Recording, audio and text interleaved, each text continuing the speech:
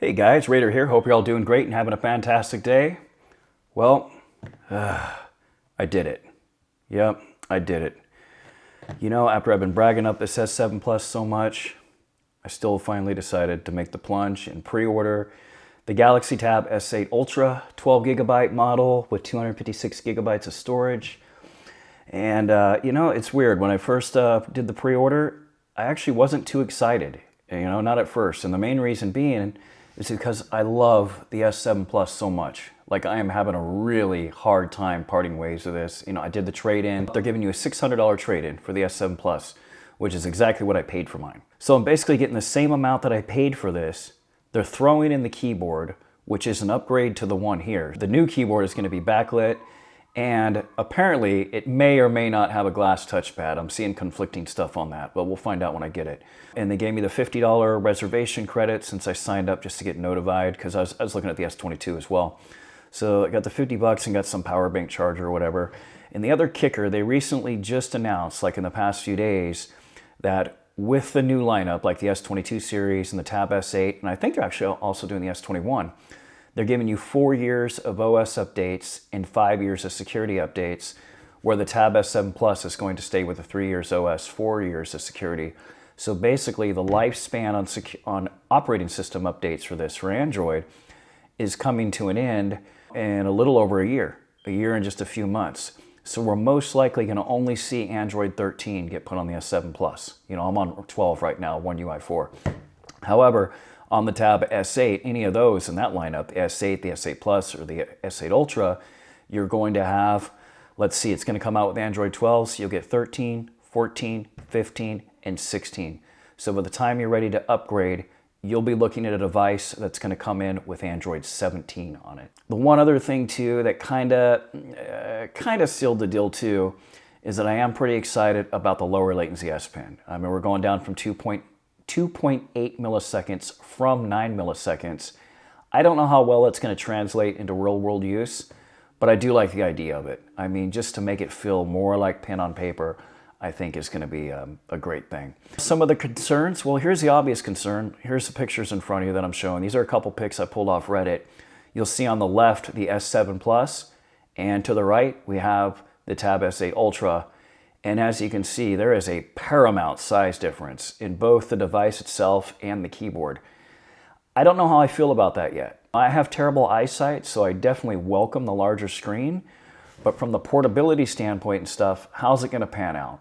You know, and only time's going to tell once I have the device whether or not I'm going to like it, or if maybe I should have just went with the S8 Plus, which is the same size as this. So we'll see how that pans out. I think it's going to be okay, and I know I'm really going to enjoy it when I like hook it up to the tablet's stand. I know it's going to be great with that. It's going to be great for reading music. I'm really looking forward to it for those use cases. I'm just a little anxious, a little trepidatious on just the pure size of it though. You know, sitting in your lap, it being comfortable and actually getting to use it as a tablet, you know, picking it up, put it in your lap. Time will tell, we'll find out. It shows up on the February 25th. So some things that are really hard to quantify yet are a few things that aren't really being talked about. One is, I'm really curious to see how the new speakers are going to hold up. And I know that's not even a concern for most people, but my concern is the Tab S8 Ultra is a little bit thinner this way. You know, holding it up like this. It's a little bit thinner than the Tab S7 Plus. So I'm hoping that they don't make any compromises on the speakers that they use. You know, I hope we don't get a lower grade or shallower type thinner speaker that's not going to produce the same quality sound. Knowing Samsung with these tablets the way they've been the last few years, I'm sure they're going to be great, but we'll see. I'm going to be doing a lot of side-by-side comparisons with the S7 Plus and the Tab S8 Ultra once I have it in hand, because I have a couple weeks to send this back to them. The other concern I have is the brightness. So the Tab S7 Plus peaks out at around 500 nits, to whereas the Tab S8 Ultra only peaks out at 420. So we're actually losing some brightness with the newer model.